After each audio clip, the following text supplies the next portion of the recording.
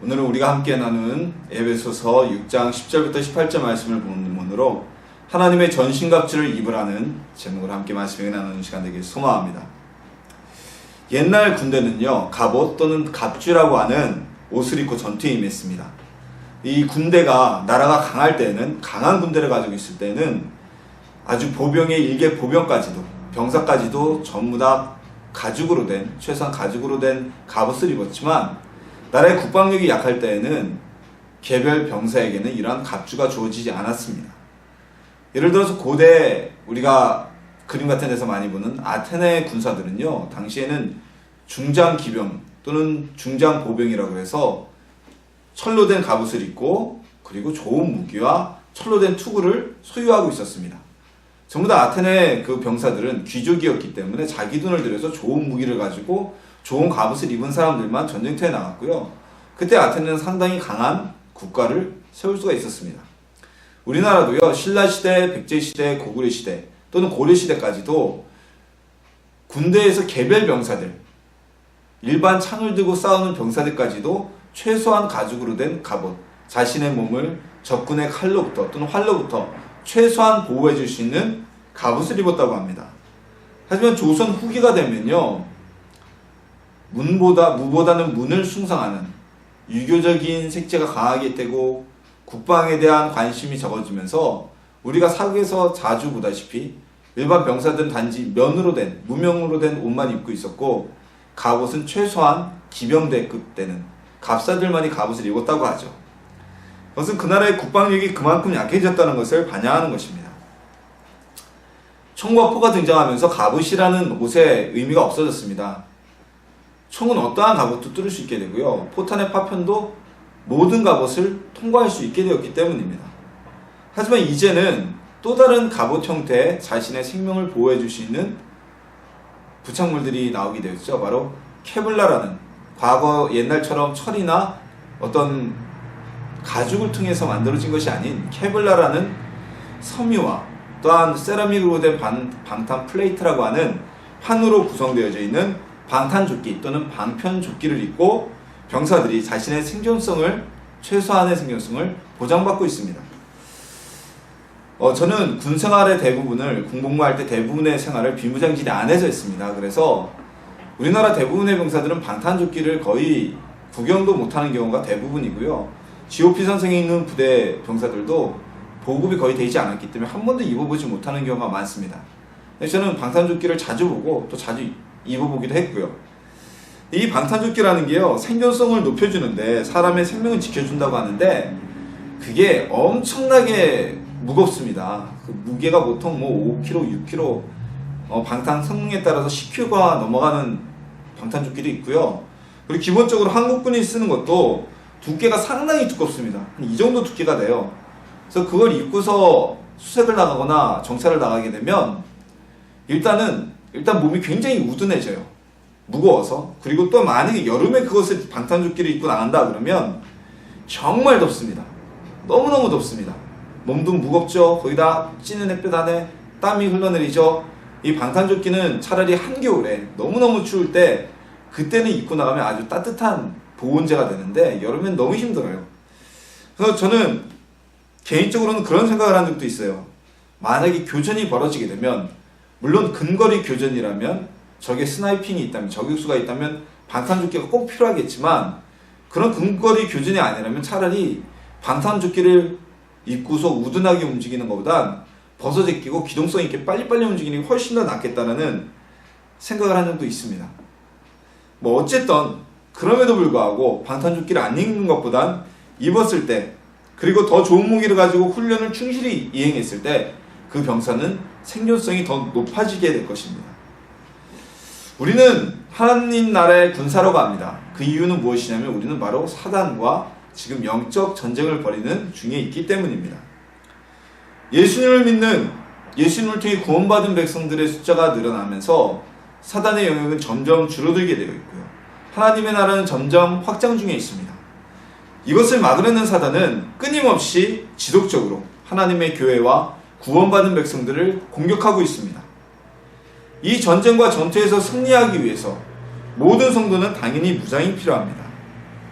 우리가 이 전쟁에서 승리하기 위해 하나님의 훌륭한 특급 전사가 되기 위해서 어떠한 무장을 해야 하며 전쟁에서 어떻게 승리를 할 수가 있을까요? 우리 오늘 말씀을 통해서 영적 전쟁의 승리자가 되길, 하나님의 무장을 갖추고 승리하는 각계병사가 되기를 주님의 이름으로 소망합니다. 자, 하나님의 군사가 되기 위해서 무엇이 가장 먼저 필요할까요? 가장 기본이 되는 것, 가장 첫 번째가 되는 것, 그것은 우리는 기도로 훈련되어야만 합니다. 기도가 무엇입니까? 기도는 우리의 영적 호흡이라고도 하죠. 그리고 우리는 기도를 통해서 하나님을 만날 수 있는, 하나님과의 허락되어진 유일한 1:1 만남의 장소가 바로 기도입니다. 또한 기도는 우리의 영적 민감도를 굉장히 높여주는 수단입니다. 자, 성경에서 봐도요, 여호수아가 가나안 땅에 들어와서 하나님과 기도하며 서로 교통하였을 때는 여리고성이라는 난공불락의 성을 취하고 승리할 수가 있었습니다. 물론 그것이 하나님의 역사하심으로 이루어진 일이지만 여호수아가 하나님과의 기도를 통한 교통함이 없었으면 하루에 한 번씩 돌고 마지막 날에 7번 돌며 외치라는 하나님의 음성을 듣지도 못했을 거고요. 여리고성을 자신의 방법으로 이기려고 활 쏘고 창을 던져봐야 고생만 했을 겁니다. 자, 하나님과 기도함으로 인해서 이 여호수아는 여리고성을 취하였지만, 여리고성을 취한 이후에 하나님께 기도하지 않았던 여호수아는 아이성이라는 아주 작은 성의 전투에서 대패를 하고 말았습니다. 기도는요, 영적 트레이닝, 영적 훈련의 가장 기초이며 기본적인 방법입니다. 그래서 기도는 힘듭니다. 여러분, 트레이닝이 쉽나요? 어렵죠. 훈련이 쉽나요? 어렵죠. 요즘에도 여러분 살을 빼기 위해서 또는 체력을 기르기 위해서 개인적으로 운동하시는 분들도 많고요. 또는 헬스장 가서 트레이닝을 받는 분들도 많습니다. 근데 힘들지 않으면요, 사실 운동이 아닙니다. 힘들지 않으면 훈련이 아닙니다. 훈련은 무엇입니까? 힘들여서 우리의 근육이나 우리의 폐 지구력이나 아니면 우리의 운동 능력을 최대한도 한도까지, 한계점까지 끌어올려서 점점 우리의 근육이 가진 힘을 또는 우리의 폐활량이 가진 폐활량의 양을 조금씩 극복해가면서 늘려가는 게 바로 훈련입니다. 그러니까 만약에 누군가 운동한다고 하면서 힘들지 않고 땀을 빼지 않는다면 그 운동은 효과가 제로죠. 아무리 뛰어난 개인기를 가진 선수라도요, 기초 체력이 바탕이 되지 않는다면 그 사람은 오랜 경기에 나설 수가 없습니다. 경기 시간 후반부가 되면 체력이 떨어지게 되고요, 체력이 떨어지면 당연히 개인기도 나올 수가 없게 된 것이죠. 그래서 어떠한 선수, 모든 경기 종목, 실질적으로 달리기를 하지 않고 뛰지 않는 사격이나 양궁과 같은 종목에서도 개인의 체력 훈련은 매우 중요시 여겨지고 있습니다. 우리가 현대전에서 전쟁을 할 때는 칼이나 창이나 이런 걸 던지거나, 요즘 같은 전쟁에는 실질적으로 백병전도 없을 거라고 얘기를 하잖아요. 그럼에도 불구하고 지금도 군대에서 특별한 임무를 수행하는 특수부대원들은요, 아주 강인한 기초체력 훈련이 기본으로 되어져 있습니다. 엄청난 기초체력 훈련을 합니다. 예를 들어서 우리나라의 가장 정예화된 부대 중에 하나인 특수전사령부 병력들은요, 매일 아침 2km를 구보를 한다고 하죠. 특전사의 병력들은 전부 다 전투병은 간부들입니다. 부사관 이상의 직업군인들입니다. 이분들이 일반 보병이나 다른 병과의 부대에 가면요, 최소한 부소대장을 하는 분들이라 아침 구보를 안 뛰어도 되는 분들입니다. 아침 구보는 병사들만 하죠. 일찍 사관이 한 명씩 있긴 하지만 일찍 사관이나 사령들은 구령대 위에서 구보만 시키고 뛰는 사령이나 사관도 거의 없습니다. 그런데 이분들이 특전사에 가면 중대장인 대위로부터 시작해서 하사까지 아무도 열애 없이, 심지어는 소령 중령인 지역대장과 대대장까지, 그리고 더 나가서는 심한 여단은 원스타, 즉 준장인 여단장까지 함께 매일 아침 2km 구보를 하는 부대가 바로 이런 부대라고 합니다. 특전사군 병력들 또는 우리나라 UDHCL 같은 부대도 체력이 굉장하잖아요. 왜 그럴까요? 이분들이 진짜 특전사에서 특공무술을 해가지고 시범 보이는 것처럼 적군하고 맞붙어 싸우나요? 안 그래요. 그런 상황이 벌어지면 이미 작전에 실패한 겁니다. 이들은 그냥 멀리서 적진에 침투해서 좋은 무기와 저격으로 상대하는 부대죠.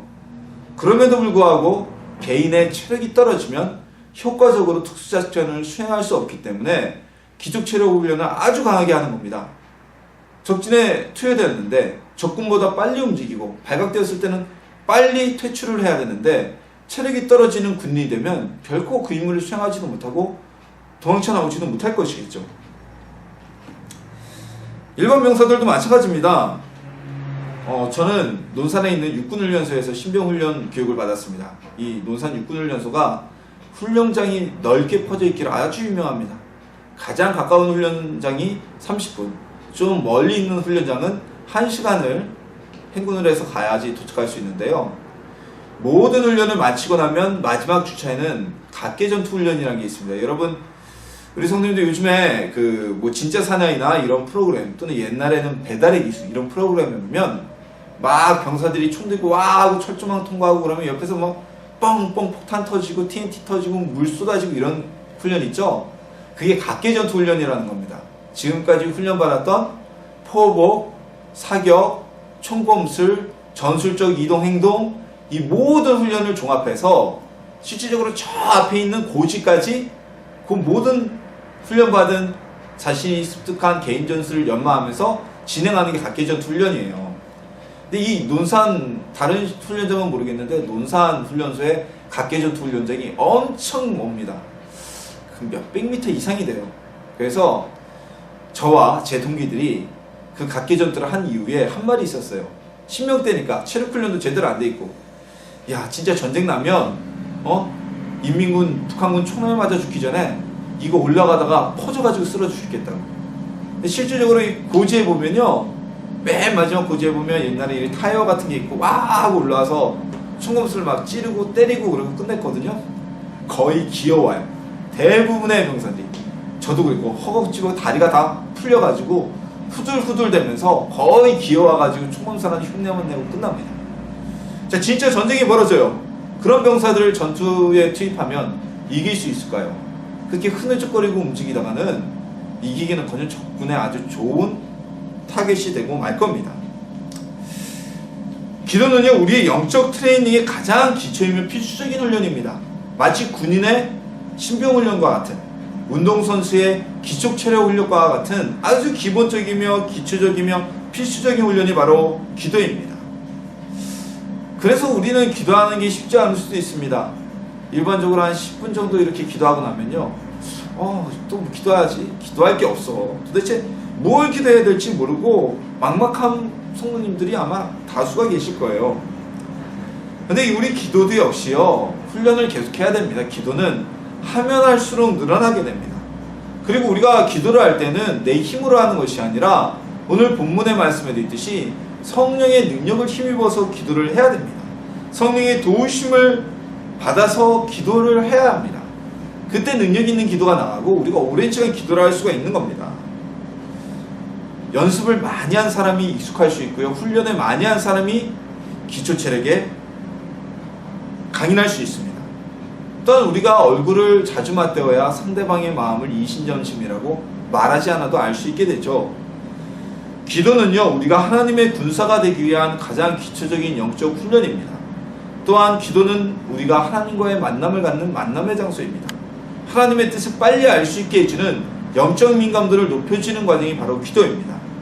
그래서 우리는 기도로 우리 자신을 훈련해야만 합니다. 그렇기 때문에 사단은 우리가 기도를 하지 못하게 방해합니다. 시간이 없게 만들고, 기도하기 싫게 만들고, 기도가 자체가 어렵다는 인식을 갖고 아예 기도를 시도하지도 못하게 만듭니다. 기도하지 못하는 것은요, 기도하지 않는 것은요, 그러면서 하나님의 군사가 되겠다는 것은요, 최소한의 신병교육도 받지 못하고 전장에 투입된 병사와 같습니다. 예전 우리나라가 6.25 한국전쟁 때 많은 신병들과 학도병들이 최소한의 신병교육도 받지 못하고 전선으로 다 투입이 됐다고 그러죠. 그래서 많은 희생이 있었다고 그럽니다. 총이 재미 걸렸는데, 탄피가 걸렸는데 이거를 뽑을 줄 몰라서 죽임을 당하고요, 죽음을 당하고요, 총을 못 쓰고, 그리고 전술적 이동을 모르니까 약진이라거나 전술적 이동을 몰라서 어이없이 사망을 하게 되고요, 총검술을 익히지 못해서 생명을 잃게 되고, 참 어이없는 안타까운 죽음이 많았다고 합니다. 훈련을 받지 못했기 때문에 살 수 있는 병사도 쉽게 생명을 잃게 되는 것입니다. 우리는 기도로 영적 훈련을 해야만 합니다. 기도는 우리의 영성을 강화시켜주는 가장 기본적인 단계입니다. 기도하지 않는 성도는요, 수십 년을 신앙생활하고 교회를 다녔다 그래도 그는 하나님의 군사가 아닙니다. 어떠한 영적인 하나님의 군사는 되겠죠. 어떠한 대신 영적 힘을 발휘할 수 없는, 우리가 소위 얘기하죠, 당나라 군대, 아무것도 할지 모르는 그런 군사가 되어버리고 맙니다.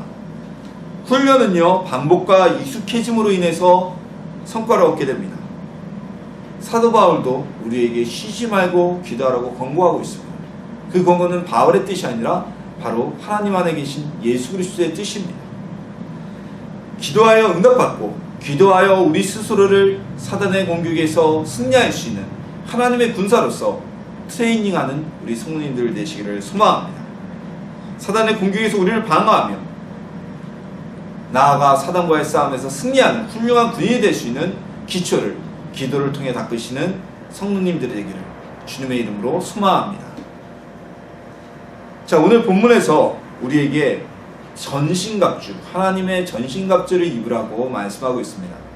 자, 갑주는요, 갑옷입니다. 원래 우리가 갑옷 하지만 사실 정확한 명칭은 갑주입니다. 왜냐면 이 갑이라는 게 한자잖아요. 갑옷 하면 한자 플러스 한글이기 때문에 원래는 갑주라고 부르는 게 맞죠. 아니면은 우리가 보의 이런 식으로 얘기를 해야 되고요. 자, 이런 전신갑주라는 것은요, 갑옷에는 여러 가지 종류가 있습니다. 갑주에는 이 몸의 상반신만 보호하는 갑주가 있는가 하면 하반신만 보호하는 갑주가 있습니다. 그래서 전신갑주는 하반신과 상반신 모두를 덮는 완전한 갑옷이라고 생각하시면 됩니다. 이 갑옷은 사실상 공격보다는 수비적인 성격을 가진 무장입니다. 무장은 분명하죠. 군인이 자신의 몸에 걸치고 나가는 것이기 때문에. 그러나 이 갑옷은 사실 공격에는 거의 무의미해요. 수비적인 성격을 가진 무장이에요.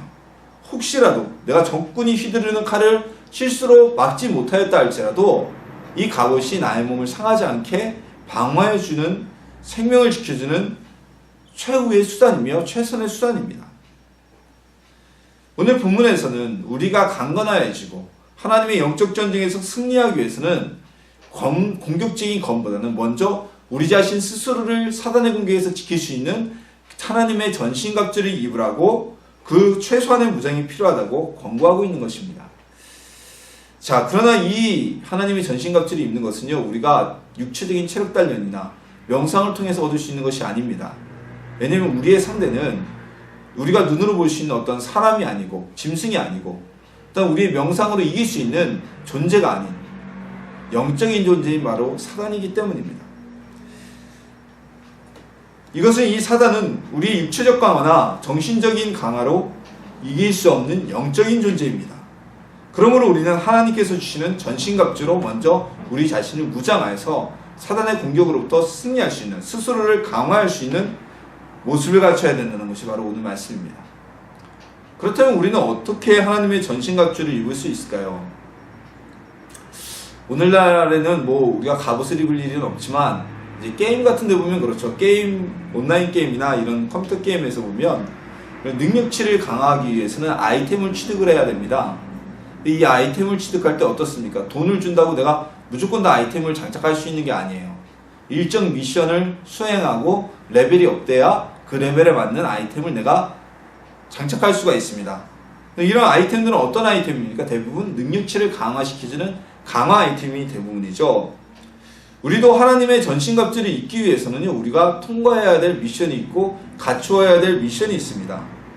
오늘 본문에서는요, 이 하나님의 전신갑주, 즉 갑옷의 각 부분을 세부적으로 언급하면서 어떠한 모습이 우리에게 이 갑주의 역할을 하는 보호의 역할을 제공하는지를 말씀하고 있습니다.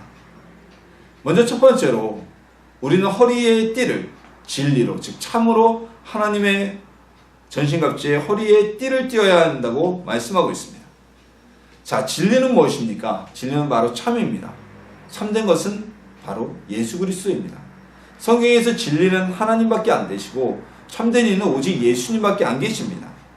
그래서 우리는 하나님의 참이신 진리 되신 우리 예수님을 통해서 우리 갑옷의 허리띠를 둘러맬 수 있어야만 합니다.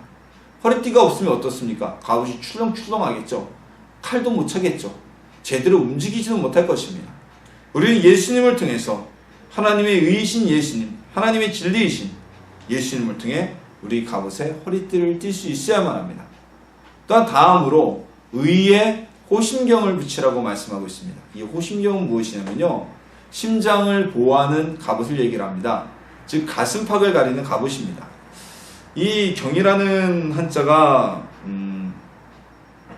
이게 아마 한문으로 번역이 되면서 호심경이라고 되어 있는데, 실제적으로 이 호심경이라는 갑옷은 어떤 것이냐면요, 옛날 중국의 갑옷을 보면 이 가슴 같은 데다가 거울을 다는 경우가 있었다고 합니다.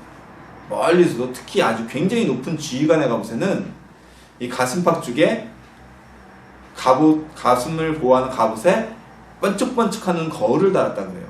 그래서 멀리서 적군이 보고도 그게 지휘관인 것을 아는, 과시를 하는 거죠. 그리고 적군에게 어떤 내가 지휘관이다, 내가 높은 사람이다, 이런 과시를 하는 모습을 보이는 것이 바로 호심경이라는 갑옷입니다.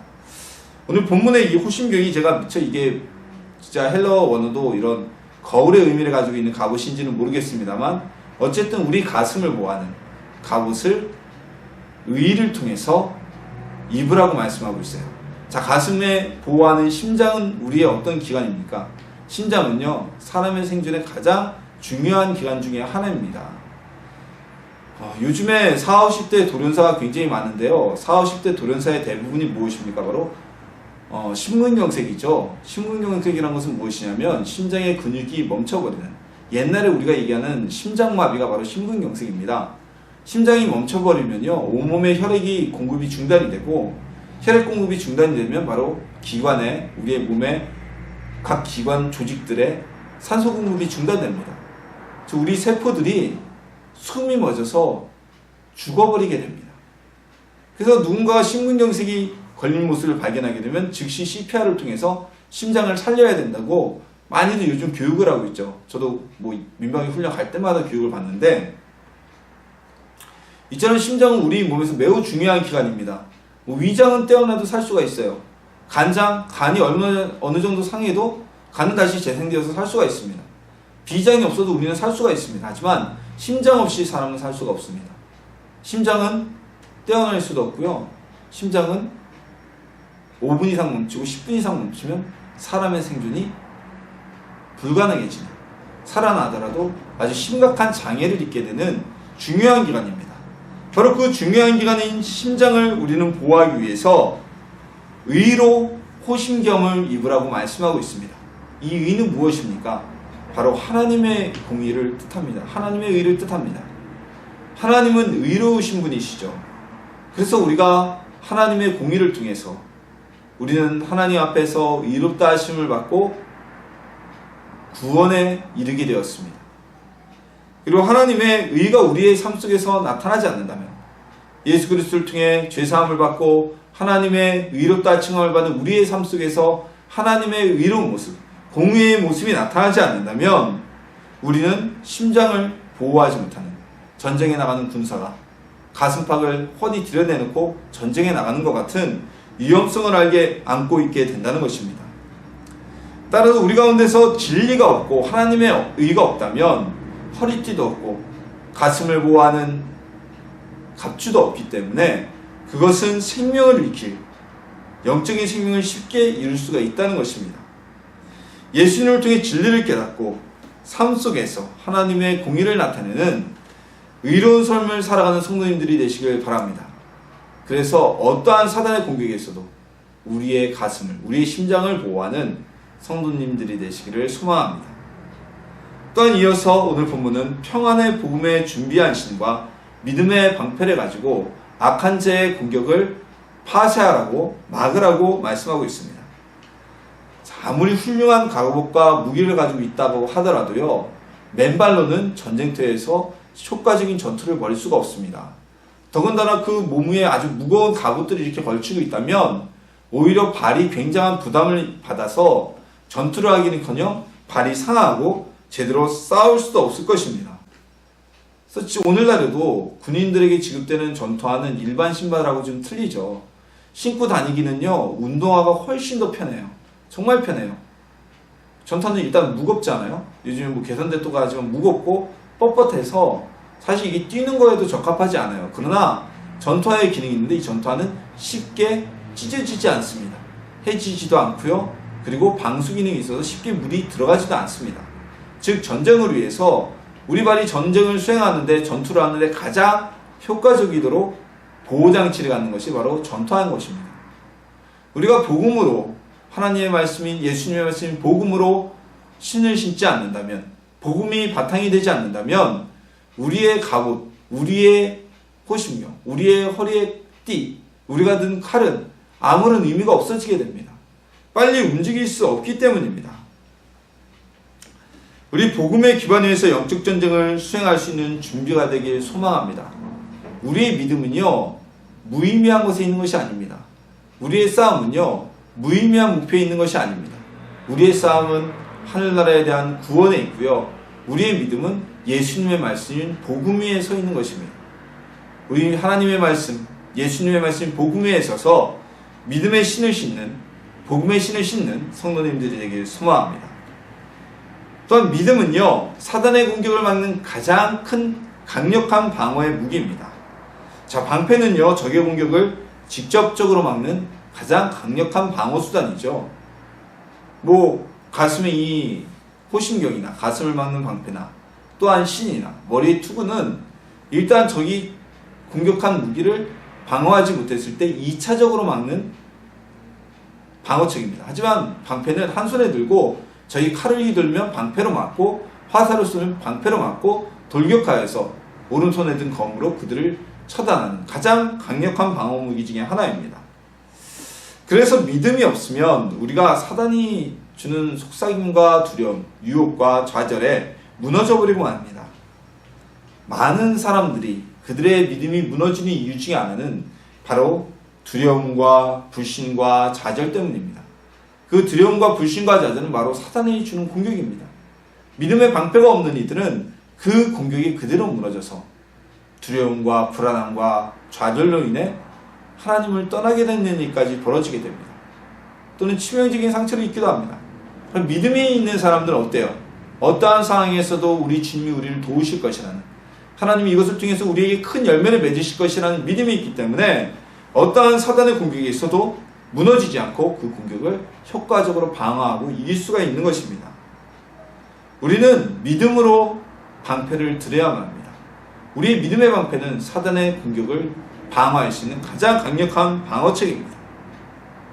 믿음을 통해 기도하며 믿음을 통해 사단이 주는 불신과 두려움을 승리하는 성도님들이 되기를 소망합니다.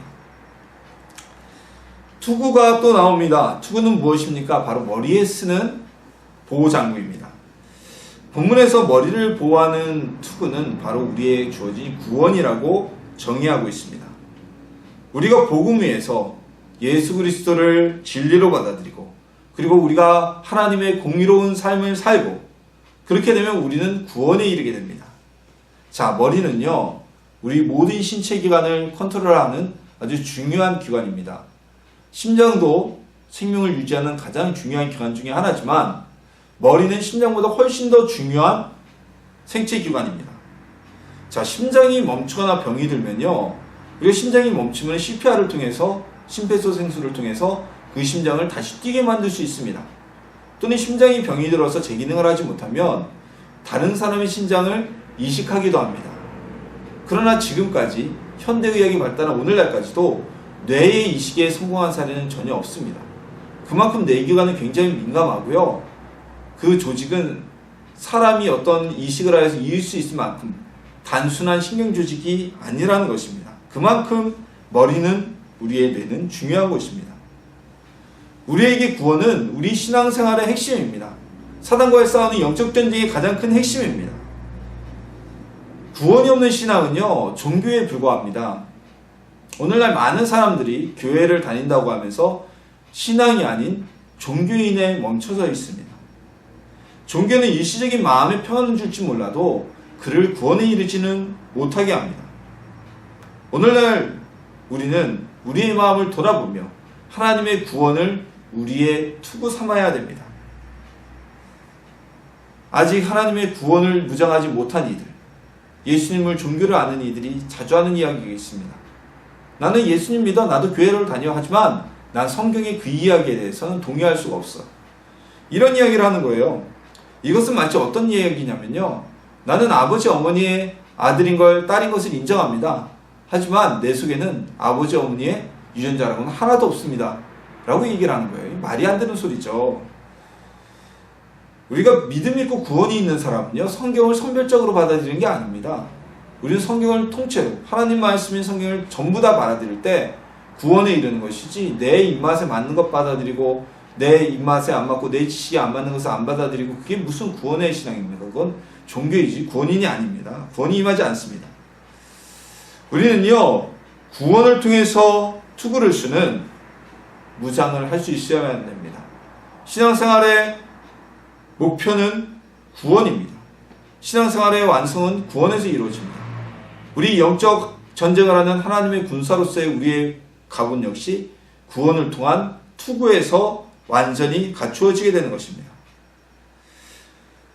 성도는요, 진리와 공로와 복음, 그리고 구원으로 전투에서 스스로를 지킬 수 있어야만 합니다. 이것이 바로 하나님이 주시는 전신갑주입니다. 하나님 안에서 믿음으로 전신갑주를 입고 사단의 공격으로부터 스스로를 지켜내는 하나님의 자녀들이 되시기를 예수님의 이름으로 소망합니다. 그렇다면 우리가 이제 수비적인 장구는 다 갖췄어요. 투구도 쓰고 흉배도 있고 그리고 신도 신고 방패도 들었습니다.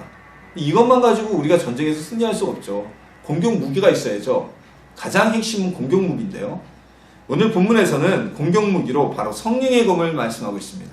그리고 이 성령의 검은 곧 하나님의 말씀이라고 정의하고 있습니다. 그렇습니다. 하나님의 말씀은요, 사단을 이길 수 있는 가장 강력한 수단입니다. 그리고 확실한 직접적인 무기입니다. 예수님께서도 금식 이후에 시험 당하실 때 사단을 무엇으로 물리치셨습니까? 바로 하나님의 말씀으로 물리치셨습니다. 자, 그럼 하나님의 말씀이 왜 능력을 갖는 것일까요? 우리가 꼭 기억해야 되는 것은 사단 역시도 하나님의 피조물이라는 사실입니다. 사단이 스스로에 있었던 신이 아닙니다. 사단 역시 하나님의 피조물입니다.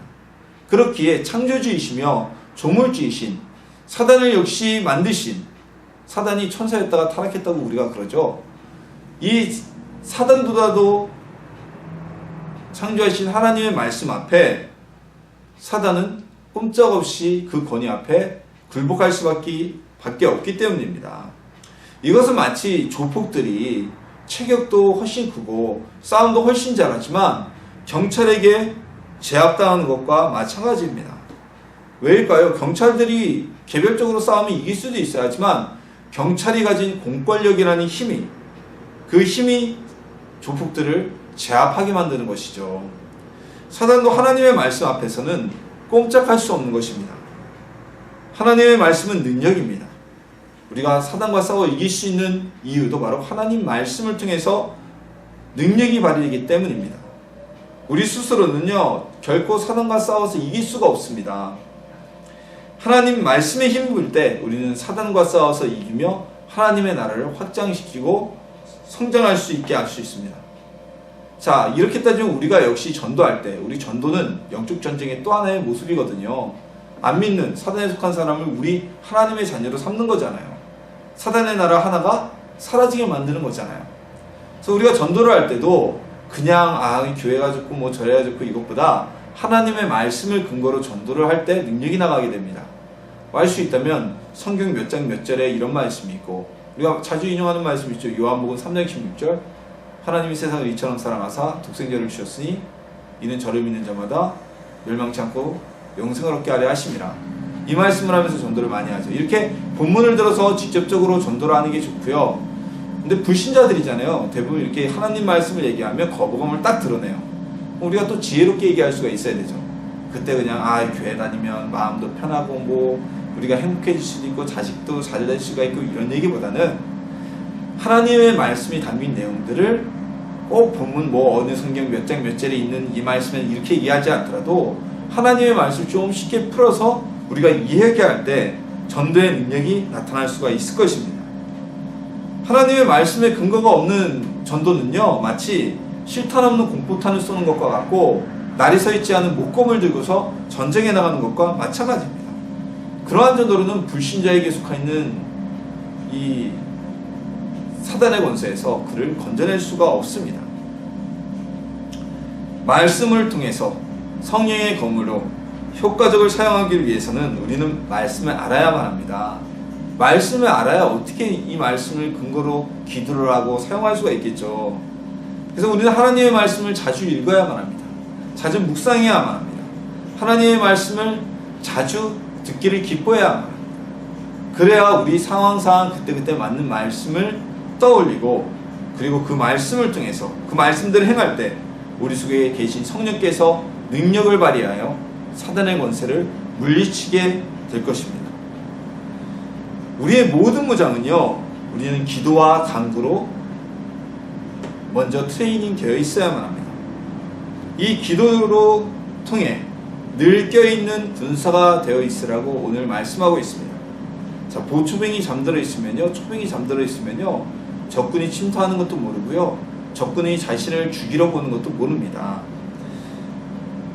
한밤중이라도 깨어있는 보초병은 효과적으로 적의 공격과 침투를 예고할 수가 있습니다. 그리고 영적 전쟁은 성도들을 위한 것이어야만 합니다. 이 영적 전쟁은 어떤 개인의 나만을 위한 싸움이 아니라 하나님의 나라는 우리 교회와 우리 성도들을 위한 전쟁이 바로 영적 전쟁입니다. 이 전쟁에서 승리하면 나뿐만 아니라 우리 성도들과 우리 교회가 성장할 수 있기 때문입니다. 우리가 일제강점기에 독립운동가 분들이 그분들 스스로 만족하고 스스로만 당신들만 행복하자고 목숨 바쳐 독립운동한 것은 아니죠. 이 나라와 민족 전체를 위해서 독립운동한 것처럼 우리도 영적 전쟁을 할 때 하나님의 나라와 우리 주변의 성도들을 위해 함께 싸우는 전쟁이 되어야 할 것입니다. 이 싸움에서 승리하면 성도들이 일어서고 교회가 확장되고 불신자들이 구원을 받게 되는 전도를 하게 되는 영원히 구원이 일어나게 될 것입니다. 우리 개인적인 욕심이 아닌 하나님 나라의 확장과 교회의 성장과 그리고 불신자의 구원을 위해서 기도하는 성도님들이 되시기를 예수님의 이름으로 축원합니다. 오늘 본문은요, 굉장히 익숙한 본문입니다. 하지만 우리가 매일매일 다시 묵상하고 떠올려야 할 말씀입니다. 우리는 지금 영적 전쟁의 한가운데 서 있습니다. 세상을 주관하는 사단은 오늘도 지금도 교회를 회파하고 성도들을 넘어뜨리려고 끊임없이 공격하고 있습니다. 그때 자신의 영역이 확장되기 때문입니다. 이때 하나님의 군사된 성도가 무장하고 훈련되어 깨어있지 않다면 우리는 사단을 물리칠 수가 없습니다. 우리는 승리하는 군사가 되기 위해서 먼저 기도로 영적 트레이닝을 해야 됩니다. 많은 기도를 통해서 영적인 힘을 키워야 합니다. 기도를 통해 하나님의 말씀을 묵상할 수 있고 하나님을 만날 수 있고 그리고 영적인 눈을 뜨게 됩니다. 기도하지 않는 성도는요, 기초 체력 훈련과 군사 훈련을 받지 않고 전쟁에 투입된 병사와 같습니다. 그런 군인은 결코 전쟁에서 승리할 수도 없고 그러한 선수는 경기에서 좋은 성적을 거둘 수가 없습니다. 또한 우리에게 주어진 하나님의 전신갑주를 입어서 우리는 우리 스스로의 영혼을 지킬 수 있는 방어책을 가지고 있어야만 합니다. 하나님께서 주신 전신갑주는요, 사단의 공격으로부터 우리를 보호해 주게 됩니다. 이 전신갑주는 진리이신 예수님과 하나님의 의를 나타내는 공의로운 삶과 그리고 복음의 기반이 된 믿음 그리고 구원을 통해서 이루어져 있습니다. 이것을 가지고 있을 때 이것들을 통해 우리는 하나님의 전신갑주를 입은 성도가 되어서 사단의 공격에 어떠한 피해도 입지 않게 될 것입니다. 우리는 하나님의 말씀으로 성령의 검을 받아 또한 사단을 물리쳐야만 합니다. 하나님의 말씀은 능력입니다. 하나님 말씀 안에서 사단은 어떠한 힘도 발휘할 수가 없습니다. 도망갈 수밖에 없습니다. 그러기 위해서 성경을 늘 묵상하고 읽고 하나님 말씀 듣기를 힘써야만 합니다. 말씀이 없는 신앙은요, 무기를 안 들고 있는 군인과 마찬가지입니다. 무기 없는 군인은 전혀 힘을 발휘할 수가 없습니다. 말씀을 가까이 하고 말씀으로 무장해서 사단의 권세를 무찌르는 하나님의 특급 전사들이 되기를 소망합니다. 우리는 하나님의 군사들입니다. 우리는 하나님께서 주신 전신갑주와 하나님의 말씀인 성령의 검으로 무장하고 있습니다. 그리고 그 말씀을 통해서 사단과의 싸움에서 승리할 수 있는 승리가 보장되어 있습니다. 기도로 훈련하고 하나님께서 주신 진리와 의와 복음과 믿음과 구원으로 전신갑주를 입고 말씀으로 사단을 공략하여서 개인적인 믿음의 승리와 함께 교회와 우리 성도들의 함께 승리를 누리는 승리자들이 되시기를 예수님의 이름으로 축원합니다.